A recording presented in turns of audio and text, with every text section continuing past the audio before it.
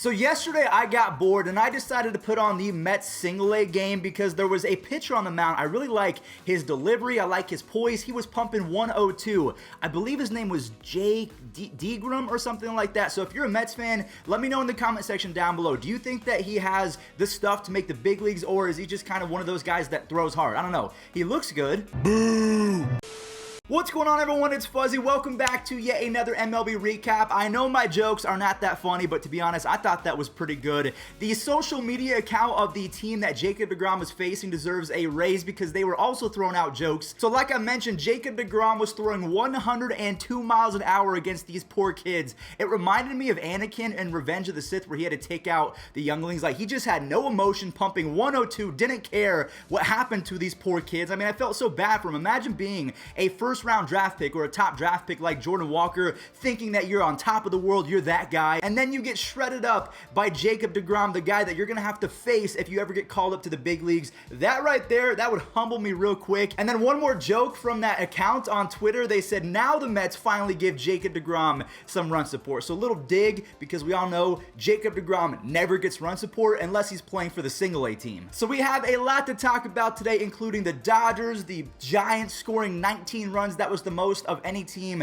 to begin 2021. And also Tyler Duffey of the Minnesota Twins has been suspended by Major League Baseball. But before we talk about that, I want to give an update that is 2 years in the making. So if you have no idea who this guy is, I don't blame you, because he's been out of the eye for quite some time. Felipe Vasquez, once upon a time, was actually one of the better relief pitchers in baseball, maybe the best relief pitcher. He is no longer in baseball for things that he did off the field, and I do want to mention that he has been found guilty on all 15 counts. But I'm gonna just say this right now, however long he gets, it's not enough. So Tyler Duffey has been suspended 3 games by Major League Baseball for throwing at your mean Mercedes. But you know what? I'm getting the vibe that Tyler Duffey didn't want to actually throw at your mean, and that's the reason why he did not hit your mean. So to me, this seems like it came from Rocco Baldelli. Baldelli was suspended. It just seems like it was a whole big kerfuffle, and it didn't need to happen because the White Sox said that they were going to handle it behind the scenes, but then the Twins decided to do their thing. It was just really weird. Like, the Twins aren't even that great right now, so why are you running your mouth? At least play better baseball before you start jawing at everyone.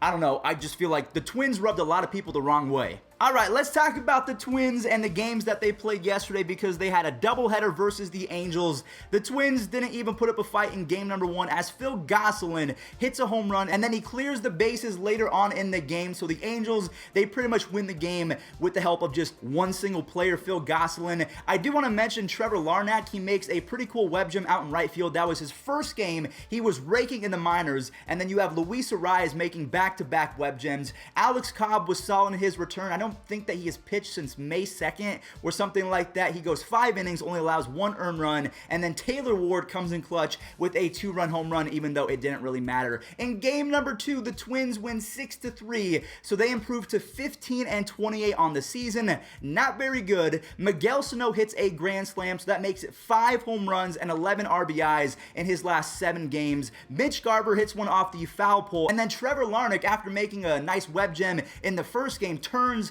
on an inside fastball for his first home run. He grew up in California, so I feel like that was a pretty cool story. The Twins obviously get the W, so the Angels, they fall to 19-25. They're 6 games below 500. Are the Angels a playoff team without Mike Trout? I don't think so. Ketel Marte is back for the Diamondbacks, easily one of the best players and my favorite players in all of baseball, but unfortunately, he did not do anything yesterday for his team as the Dodgers escape with a 3-2 narrow victory, and they are now on a 4-game winning streak with a plus 62 run differential on the season. David Price, he made his first start since 2019. He goes 2 scoreless as the opener. Albert Pujols hits home run 668 for his career. He is on the road back to 100 career WAR because he was at 100 to begin the season. He didn't play that well for the Angels, so he dipped down to 99.6. So hopefully the Dodgers plug him in situations where it matters most, and he performs. I want to see him back at that 100 WAR threshold. You have Eduardo Escobar tying it up with his 11th home run of the season as Merrill Kelly was 6. 7 innings, 12 strikeouts, but then Will Smith kind of ruins it. He breaks up the tie with the home run, and then on the defensive side of things, he throws out Tim LeCastro, who might be one of the fastest players in baseball history. Kenley Jansen, he has been angry, proving all the haters wrong in 2021. He comes in and saves it. Now, one more player I do want to talk about, Josh Reddick. Josh Reddick, I had no idea that he was no longer on the Astros. I thought maybe that he was just injured, but he signed with the Diamondbacks. He began the season in AAA. He was brought up. The right field fans at Dodger Stadium were chanting cheater, and then when Josh Reddick came up to hit, the organist played I Saw the Sign. Check it out. Awesome troll job.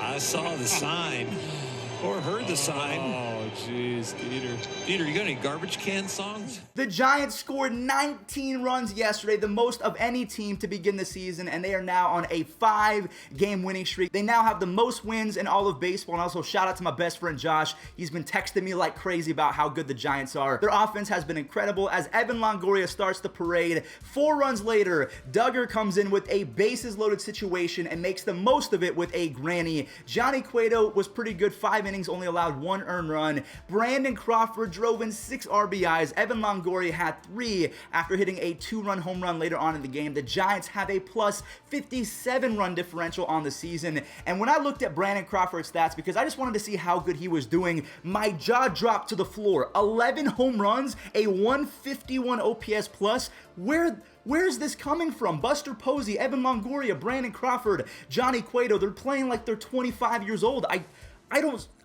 I can't compute. Another team that is playing fantastic as of late, the Tampa Bay Rays. They win 10-1 over the Orioles yesterday. They are now on a 7-game winning streak as Joey Wendle starts it off with a home run. Randy Arozarena does it yet again, and they said that he was a flash-in-the-pan player. 7 home runs and a near 150 OPS plus on the season. Mancini, I want to talk about him because he had his 10th home run. That was really all that happened for the Orioles. Rich Hill was fantastic, and he's been really good since the beginning of May. He's only allowed 1 run the entire month of May, so he has been electric. Austin Meadows drives in a run on a triple, and then Joey Wendle off a position player. So you're telling me that this is acceptable to hit a home run on a positional player? No one's upset because it wasn't a 3-0 count. Joey Wendle's job is to hit home runs and be a hitter. That's what he's paid for. But because it wasn't a 3-0 count, 2 thumbs up. You're all good to go. That is the Orioles' fault for bringing in a positional player. Nope. You're mean, Mercedes. I will take this to the grave. He did nothing wrong. Actually, I will say the only thing that I have a problem with Yermin is the fact that he did not respect the take sign from his manager, but either way, I thought it was fine. The Yankees barely beat the Rangers yesterday. They shut them out by a score of 2-0, but I do want to give some credit to the Rangers defense. Look at this play from Gold Glover, Platinum Glove winner. I think that he's going to get it this year. Isaiah Kiner-Falefa. He turns the double play with just extreme baseball IQ, and then DJ LeMahieu makes a fantastic play at third base to pretty much save the game. This was a pitching duel. You have Dane Dunning and Domingo Germán going 13 combined scoreless innings, but Gio Urshela, him and Pablo Sandoval have been so clutch as pinch hitters. And then Aaron Judge, with his first career pinch hit opportunity, drives in an RBI, and Aroldis Chapman ends the game on a 102 mile-per-hour fastball. So he now has 11 saves, a whopping 0 ERA, and a 19.1 strikeouts per 9. The Cubs versus the Nationals, newcomers Josh Bell and Kyle Schwarber, they hit back-to-back home runs. And that was it for the Nationals. You have Ian Happ hitting a home run to give the Cubs a 3-2 lead, and then Jock Peterson as well as Ian Happ's second home run of the day. They make it 5-2, and then Nico Horner, his defense has been incredible lately. His bat is going to be decent, but defensively, he is one of the best in the game. Craig Kimbrell comes in to get his 9th save, and he ups his strikeouts per 9 to 15.3. Him, Karen Chack, Alex Reyes, Chapman, Kendall Graveman of the A's, they have just been dominant to begin the season. Speaking of Kendall Graveman, the A's, they lose to the Astros yesterday as the Astros become the sole leader in that division for first place. Michael Brantley drives in 2 RBIs. Then you have Alex Bregman and Martin Maldonado making it 5 runs. Luis Garcia goes 5 with 7 strikeouts. Now, let's talk about Alex Bregman in depth because he has a .324 batting average, 24 home runs, and a 150 OPS plus. He is back, and I expect him to be an MVP candidate for the rest of the season. The Astros are now 21-30 against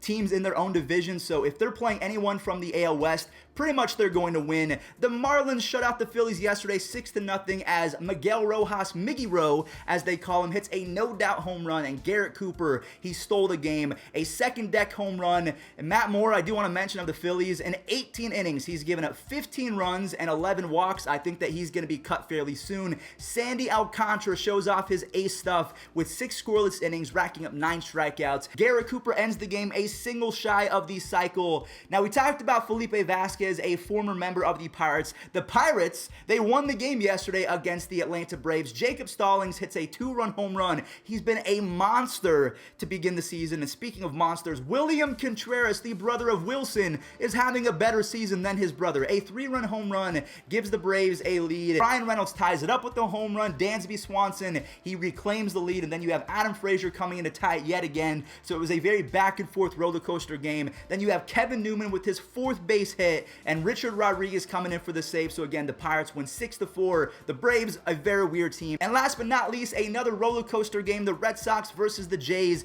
Vladimir Guerrero Jr. hits one into the sun. 2 things you hate as an outfielder: when baseballs go in the sun, or it's called twilight, where the sun hasn't completely set, so the sky is, it's not completely dark, but it's also not sunny. If you guys have ever played outfield, you know what I mean. The ball just disappears. So Dougie missed that one, but Bobby Dahlbeck came in to save the day with a 3-run home run. But then the Jays tied up again in the 5th. JD Martinez with his 12th home run of the season. He's up to 37 RBIs. He gives Matt Barnes the lead, and Matt Barnes shuts it down. I believe that was home run number 250 for his career for JD Martinez, which is crazy because I remember it was probably 7-8 years ago, but I just remember specifically the broadcast team talking about how JD Martinez of the Houston Astros was going to be the next big thing, but he was terrible, and the Astros cut him, and ever since then, he might be the best pure hitter in baseball. I mean, aside from Mike Trout or, Mike Trout. All right, everyone, well, that does it for today's MLB recap. Thank you all so much for watching. I hope that you did enjoy. If you did, leave a like and subscribe. Don't forget to use code Fuzzy on SeatGeek.